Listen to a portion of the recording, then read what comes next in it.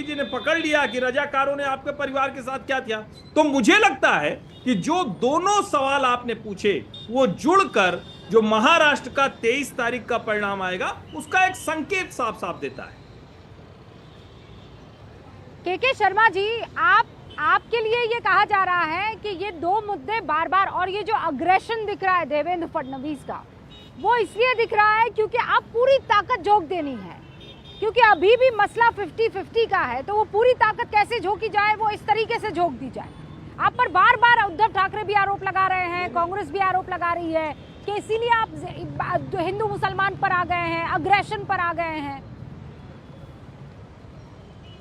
रूबिका जी, मुझे बताइए, ये उलेमा जो ट्रस्ट है, बोर्ड है, इसने पहले अपने 17 मांग रखे, कांग्रेस और सारे इनके जो गठबंधन है अघाड़ी के सब लोगों ने उसमें सहमति व्यक्त की, तो हिंदू मुसलमान किसने किया? आप चार्टर लेके आ रहे हैं मुसलमानों का, भारत विभाजन का चार्टर ला रहे हैं।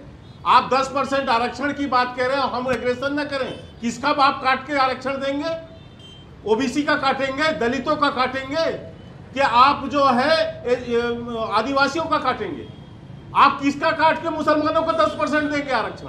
जब नाना पटोले लिख रहे हैं कि हमारी सरकार बनने के बाद हम आपको 10% देंगे, 50 के ऊपर तो जा नहीं सकते आप, तो किसका काटेंगे? इसका जवाब नहीं मांगेंगे। और वो मैं इसीलिए पूछना चाहता हूं उद्धव ठाकरे जी के प्रवक्ता महोदय से कि ये जो वार्ता उलेमाओं से हुई, ये मातुश्री में हुई या कहां हुई है बैठक? वो मातुश्री जहां का ईट पूज्य बाला साहब ठाकरे ने हिंदुत्व के लिए वहां का एक एक ईट आवाज करता है, वहां बैठ के हिंदुओं के विरुद्ध षड्यंत्र रच रहा है उद्धव ठाकरे। सवाल पूछा है, उसका जवाब ले लीजिए। सवाल पूछा है, उसका जवाब ले लीजिए। संजय गुप्ता जवाब दे। कोई नहीं बोल रहा है फतवे की राजनीति पर। मतलब मुझे आप ये बता दीजिए, आप सिर्फ मौलानाओं की सैलरी 6000 से 18000 करेंगे, क्यों? सिर्फ मौलानाओं की क्यों? ये बताइए आप मुझे। आप मतलब क्या दर्शाना चाहते हैं, क्या दिखाना चाहते हैं? क्या और दूसरे लोग जो आप कर नहीं सकते, आप गलत क्या बात कर रहे हो? आपने कहा ना मौलानाओं की सैलरी आप 6000 से 18000 करेंगे, 3 गुना है। उस पर क्या बोलते हैं आप? अगर किसी ने हमें पत्र दे दिया अपनी मांग के साथ, तो उस पर आप कह रहे हो कि ये और वो। आप ये बताइए कि सिर्फ मौलानाओं की सैलरी क्यों? ईदगाह बनाओगे, 10,000 करोड़ रुपए दोगे, अपनी बात का जवाब दो। आपका लिखा हुआ है सहमति पत्र। आप बताइए कि 6000 से 18000 सिर्फ मौलानाओं की सैलरी क्यों? आप ये बताइए मुझे, इसका जवाब दीजिए। आपके सिर्फ मौलानाओं की क्यों?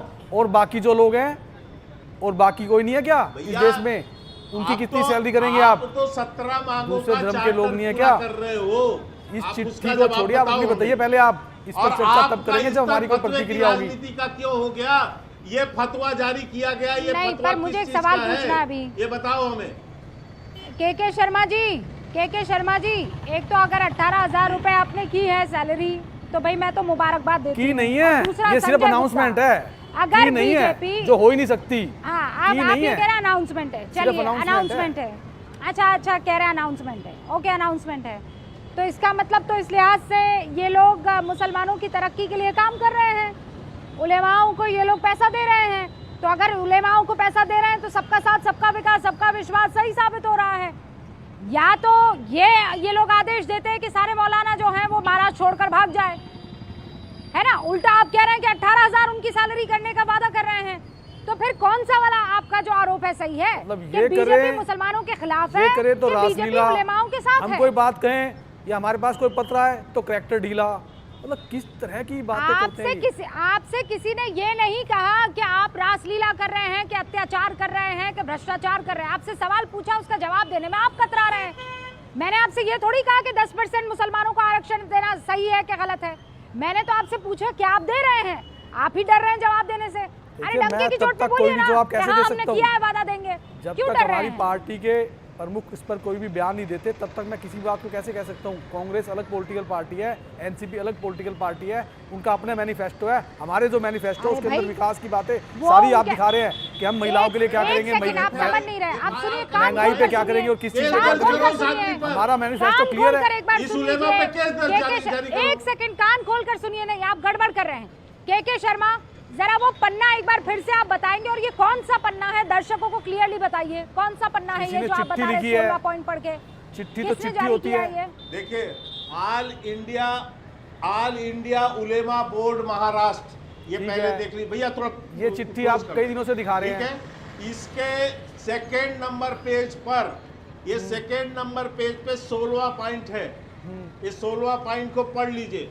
और स्वयं जिस दिन इसका खुलासा हुआ, इनके जो सेक्रेटरी थे मौलवी अरमान शेख, तमाम चैनलों पर उन्होंने कहा कि मेरी वार्ता हो चुकी है और उद्धव वार्ता ठाकरे हो से चुकी है, हुई बात हो है, चुकी है। शरद पवार जी हमने से ये हुई कहा, है, उसने एक- मेरी जो है नाना आप किस तरह पटोले की से बातें हुई करते है, हो? लिखता में बात नाना होती है, पटोले राजनीति ने है। नाना सरकार है। पटोले अब ने मैं ये इस- भी इस- मैं जो इस अपना पॉइंट पर- मैं इस समर्थन पॉइंट पर पत्र डिबेट दिया करना है चाहती हूँ। मध्य प्रदेश। रुक आप जाइए, सुनिए। रुक जाइए, रुक जाइए। आप पॉइंट पर आता हूँ, मैं रुक पढ़ के जाइए। सुना देता पंकज जी, हूँ, मैं पढ़ के सुना क्या देता हूँ, मुसलमानों सुन को लीजिए। पढ़ के सुनाता हूँ। 10% आरक्षण मिलना चाहिए? नहीं, हाँ नहीं। या ना? नहीं नहीं, सबकी आवाज बंद। पंकज जी की आवाज ऑन, पंकज जी की आवाज ऑन। पंकज जी नहीं, मैं संक्षेप में उद्धव जवाब ठाकरे का दीजिए। उल्लेख जो है आरक्षण वो तो मिलना बता दूं चाहिए मैडम, कि नहीं? कहाँ पर है, कहाँ उल्लेख है जिसको ये कह रहे हैं। इसी को लेके हाँ, बैठ रहे हैं शर्मा, मैं ना, आ और रही वो हूँ तो आपके लिख पास। रहा है आप कि काला मेरी पीला वार्ता करते रहो। होगी है, मैं आश्वासन दिया मैं है। आ रही हूँ आपके पास, पहले मेरे सवाल का जवाब।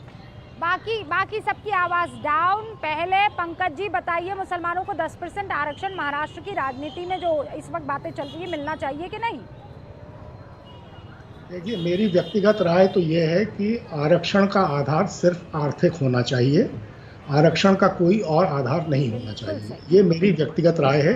अब अलग अलग राजनीतिक दल अपने अलग अलग राजनीतिक कारणों से आरक्षण की मांग इन दिनों कुछ ज़्यादा ही तेज़ी से उठाने लगे हैं, लेकिन अंततः इससे सामाजिक सौहार्द बढ़ने के बजाय समाज में तनाव की स्थितियां ज़्यादा बढ़ेंगी, ये मेरी व्यक्तिगत राय है। हर्षवर्धन जी, आप इस सवाल का जवाब क्या है आपके पास? होना चाहिए, नहीं होना चाहिए? और खतरा क्यों है अगर देने का अंदर खाने वादा कर दिया है तो? नहीं, बिल्कुल नहीं होना चाहिए। अलग से आरक्षण बढ़ाना या इस तरह की कोई भी बात, ये बिल्कुल कतई नहीं होनी चाहिए। और चुनाव के वक्त इस तरह से आरक्षण घटाने बढ़ाने की चर्चा, ये तो निश्चित तौर पर विशुद्ध राजनीतिक है, जिसका कोई आधार नहीं होता और जिसको किया भी नहीं जा सकता। ये सब सर्वोच्च न्यायालय में जाकर टूट जाएगा। तो मुझे लगता है कि इस तरह के राजनीतिक जो बयान होते हैं, वादे होते हैं, लोगों को भी समझना चाहिए कि ये आरक्षण संभव नहीं है, ये कानूनी तौर पर, संवैधानिक तौर पर ही संभव नहीं।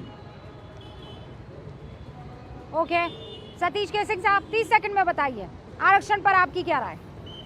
बस 30 सेकंड मेरी राय बस इतनी है कि भाजपा वालों से कहिए कि आंध्र प्रदेश में और बिहार में सतीश जी। जो मंडल कमीशन में ओबीसी के अंदर मुसलमानों को जो आरक्षण मिलता है उसको हटवा दें। सतीश जी, मैं आपको नहीं सुन पा रही हूँ, या हो सकता है आपकी आवाज ही नहीं आ रही है। नहीं, मैं ये कह रहा हूँ सतीश जी, आपकी आवाज कि नहीं आ रही, आप म्यूट है शायद डिवाइस।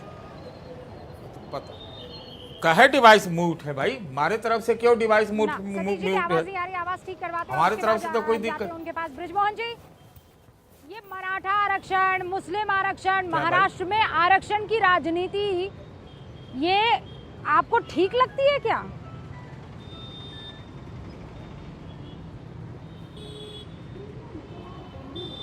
कह दूं, आदरणीय अजीत दादा पवार ने ये स्पष्ट किया था कि जितनी सीटों पर हमारी पार्टी चुनाव लड़ेगी उसका 10% हम अल्पसंख्यकों को देंगे। हमने अपने इस वायदे को पूरा किया। 10 हमारे प्रत्याशी मैदान में हैं। दूसरी बात यह कि जहां तक बात जो जी जी 18,000 रुपए की जो वेतन वृद्धि की है मदरसे के शिक्षकों की, उसके पीछे मूल कारण ये था कि एक लंबे समय से उनकी ये मांग थी कि जो मिडिल स्कूल के शिक्षक हैं उनको 18,000 से 23,000 रुपए तक की तनख्वाह मिलती है महाराष्ट्र में। इसलिए हम लोग भी चूंकि शिक्षा का काम करते हैं, ये मदरसे के शिक्षकों की मांग थी कि चूंकि वो लोग भी शिक्षा का काम करते हैं तो उनको भी समान वेतन मिलना चाहिए। उस समान वेतन के अंतर्गत उनके वेतन सर, में ऐसा वृद्धि है, की गई आप है लोगों की और इसको स्ट्रैटेजी अब मायावती धीरे-धीरे की मुझे सरकार